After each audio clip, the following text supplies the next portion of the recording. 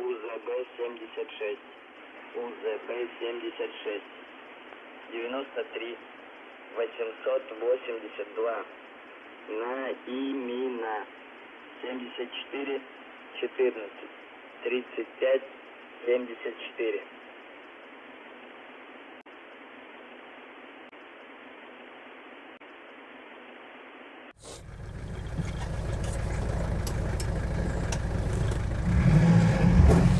Madonna. La Russia chiama ed io rispondo. Ecco perché oggi sto guidando questo, Madonna, questo Watts 469. È assolutamente magico. Sembra di stare in un inverno russo proprio qui dentro, ma soprattutto la cosa che permea di più è l'odore di gasolio, degno di uno scarico del Dieselgate. I rumori invece, gli scricchiolii sembrano quelli di un'acciaieria di Magnitogorsk, e questo sedile invece, è comodo penso quanto una seggiola di una stanza interrogatori del KGB. Probabilmente l'avranno presa proprio da lì per risparmiare. Però una cosa di cui non sento la mancanza oggi è il finestrino abbassabile. C'è solo questo deflettore per il fumo di sigaretta o di un bel cubano donato da Fidel Castro, ma diciamo che oggi si sta bene con il finestrino chiuso. Una soluzione ovviamente adatta per gli inverni siberiani, ma diciamo che oggi non mi dispiace. Poi, che dire, in manovra il volante è duro come i muscoli di Putin, e insomma, stiamo parlando di una macchina per uomini veri, signori, nient'altro.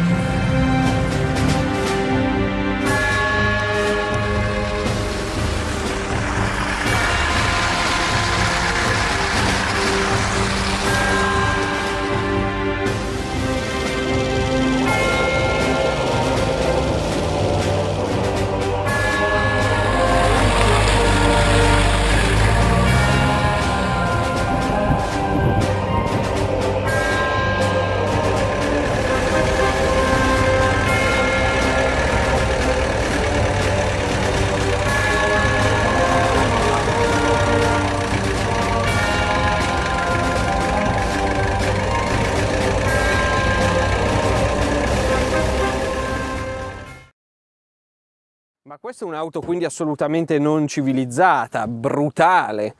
E quindi da dove deriva tanta brutalità, tanta crudezza e tanto lamierone?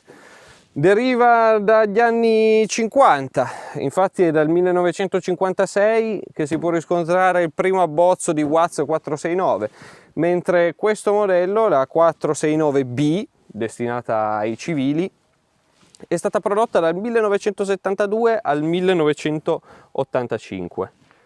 Ma come potete vedere ci sono vari scritti in russo e una grossa stella rossa che ci ricorda le origini appunto militari di questo veicolo, come se non si capisse dalla sua linea. Infatti questa appunto è la versione civile che un qualsiasi cittadino dell'Unione Sovietica poteva comprare previo permesso da chiedere ai burocrati del partito se si abitava in zone particolarmente impervie. Però si otteneva tanta macchina e tanto lamierone. E bisognava essere dei veri patriotti per girare con un mezzo che è stato importantissimo per mobilitare le truppe dell'Armata Rossa, così come il modello che andava in parte a sostituire, il Gaz.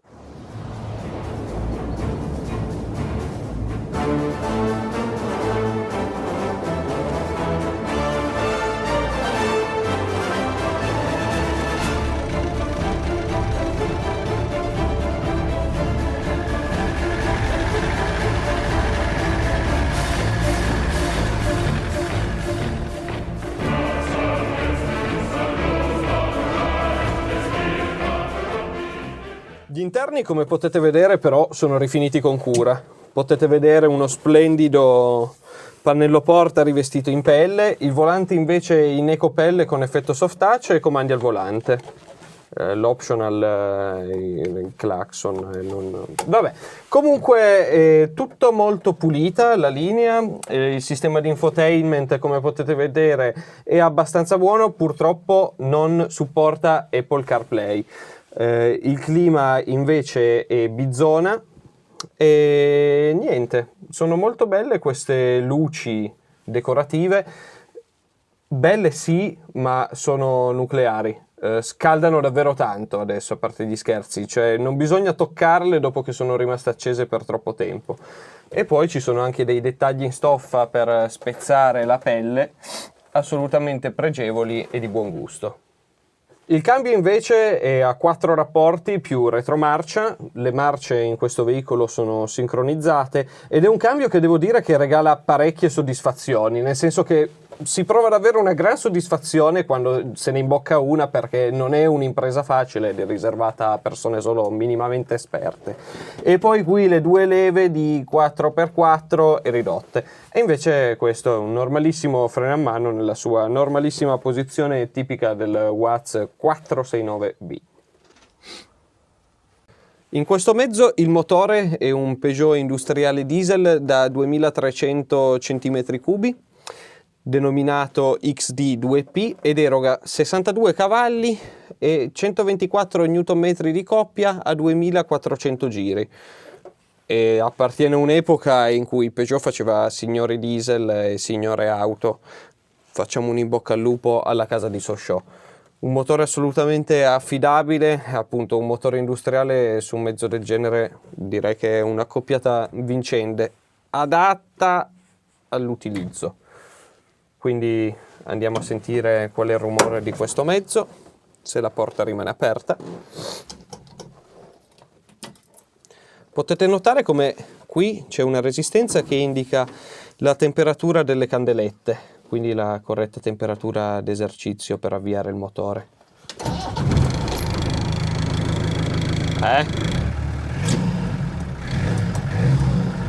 Suona molto ruvido, è un gran motore in realtà, assolutamente affidabile, un motore anche abbastanza semplice su cui metterci le mani.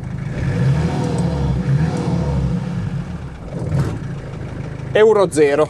Il minimo in questo mezzo è abbastanza alto, ma può essere addirittura più basso. Insomma, ha ottimi valori di coppia, quindi assolutamente approvato. C'è da dire che non esiste solo, spegniamolo, non esiste solo questo motore, ma esistono anche svariati motori a benzina. Questo motore qui in particolare, parlando di prestazioni, spinge al mezzo fino a 115 km/h di velocità, ma altri possono far arrivare questa bestia addirittura fino a, udite udite, 150 km/h. Assolutamente niente male. C'è da dire che dal soldato al civile si poteva ottenere in Unione Sovietica una macchina con tanta lamiera, una carrozzeria bella solida, ma sicuramente non si può utilizzare l'aggettivo inossidabile. Infatti la ruggine è un problema, ma c'è da dire che è un problema comunque non solo di questo mezzo, ma di molte auto di quest'epoca. I freni infatti devono fermare una massa imponente, 1620 kg. Però sono 4 freni a disco che, a onor del vero, venivano montati in Italia, uno dei pochi paesi del blocco occidentale in cui questo splendido mezzo veniva importato. Le sospensioni sono a balestra e hanno un'escursione di 61 all'anteriore, 64 al posteriore e con un twist di 28 cm. Guardando sotto notiamo che questo mezzo dispone di 2 differenziali, ovviamente non perfettamente al centro, ma questa cosa non deve essere spiegata ai fuoristradisti più esperti. La trazione integrale è inseribile in contemporanea con le ridotte, una soluzione che si trova su molti 4x4, però un optional della casa consentiva di disinserire la trazione integrale tramite dei mozzi posti sulle ruote, una vera chicca questa. E guardando ancora più sotto riusciamo a notare che oltretutto questo mezzo non ha uno ma 2 serbatoi. Se non sapete perché, ma a dire il vero ci sono già degli indizi qui, questa è una soluzione di origine militare, il che vuol dire che se ti sparano da un lato tu avrai comunque sempre abbastanza benzina per scappare dal teatro di guerra in cui le cose si sono messe abbastanza male. È bene sapere che anche un civile può disporre di questo, a dire il vero non mi stupisce che un civile dovesse chiedere un permesso speciale per un mezzo che è praticamente militare. Come potete notare, questi non sono dei fari propriamente convenzionali. Infatti, a dire il vero, scusate, non sono solo i fari, ma anche il gruppo frecce e posizione, per non farci mancare nulla. Comunque sono dei fari da guerra. Insomma, cioè, questo sarebbe il loro vero look. Cosa succede in questa configurazione? Succede che la luce viene filtrata da una sottilissima patina blu che modifica il colore della luce per adattare bene la visibilità sull'erba e soprattutto riduce notevolmente la luce che i gruppi ottici proiettano, quindi per rimanere più stealth, per rimanere più undercover, in linguaggio moderno assolutamente non sovietico.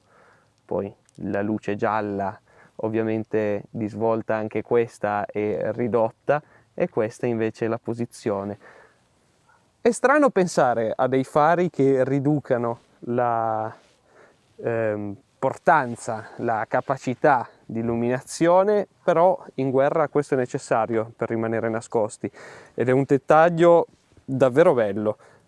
Ovviamente dopo li smonteremo per circolare su strada perché non sono assolutamente legali. Poi altri dettagli, un paraurti del genere può accompagnare solo per una macchina di questo tipo.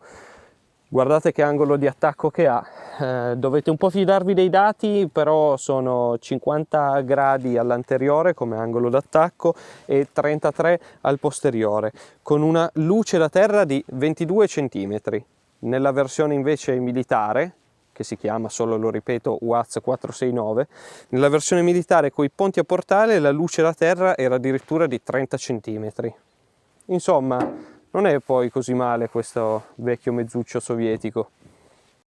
Per non farsi mancare nulla, si ricorda che UAZ ha un angolo di ribaltamento di 45 gradi ed un massimo guado affrontabile di addirittura 80 cm. Non so se l'acqua non entrerà nell'abitacolo, quasi sicuramente no, però ne uscirete vivi da guadi uguali o inferiori a 80 cm. Conclusioni su questa macchina allora. A dire il vero non c'è molto da dire perché è molto semplice, ma è proprio la semplicità la sua forza. Un fuoristrada deve essere semplicemente fatto così. E quindi il migliore fuoristrada al mondo? Forse no. E quindi sempre affidabile? No, arrugginisce, le rotture in fuoristrada possono capitare praticamente in ogni momento, ma guardatelo, insomma, è un mezzo studiato per uno scopo, un mezzo come non ce ne sono più. Quindi quando ho parlato degli interni, quando ho parlato della comodità dei sedili, è tutto perdonato. Non è una macchina che si presta alla tecnologia, non è una macchina che si presta ai dettagli, è una macchina che va al sodo, punto, per persone che vanno al sodo. Non deve piacere a tutti, ma una macchina che sicuramente fa girare molte teste, ma cosa ancora più importante è un'auto che ha una storia, ed è questo che la rende veramente speciale. Quanti fuoristrada, quanti Nissan, bipatroloni, Toyotoni, Defender, sì, hanno tutti una loro storia, ma la storia di una UAZ è la storia di una nazione. E ce n'è stata davvero tanta di storia. E poi basta semplicemente guardarla.